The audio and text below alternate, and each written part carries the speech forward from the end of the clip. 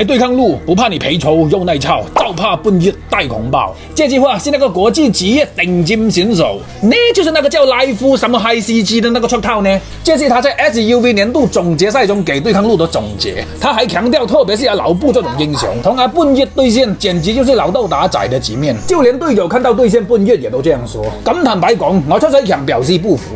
今天我就要用一首打遍蠢蠢無敵手的老布來證明給大家看，老豆打仔雖然是正常的事，但仔打老豆也不是不可能的事。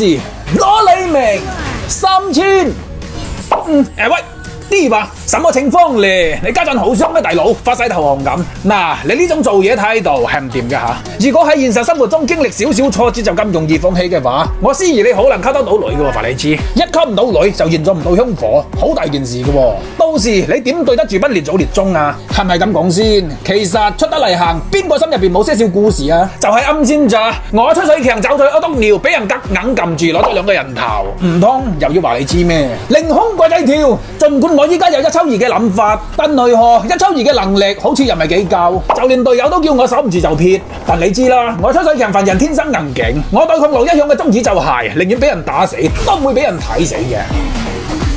無論佢去到邊度，都仲有一對非常鹹濕嘅眼睛喺度夾住佢嘅一舉一動。我會永遠好似個狗皮膏咁黐住佢唔放。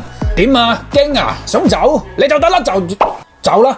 定啲嚟，俾個假視野，條兵線就到。以我對佢嘅了解，我諗佢應該仲未走嘅。作為一個專業嘅對抗路，你要時刻清楚對手喺度諗緊乜嘢。正所謂知己知彼，就可以打佢到尾。我一嘢睇到未？呢啲傷害，想開大走啊？太遲啦！攞你命3000。先戰2圈，睇清楚個環境。好嘢嚇，識得用個鈎仔嚟氹草，凌空鬼仔跳，交咗個2位，呢幕就算你太公保佑都救你唔到啊！佢彈我啦，唔使驚，有閪傷害咩佢？輔助嚟嘅啫，拍佢條鐵啊，揸波龍走手，吸個盾，收佢皮。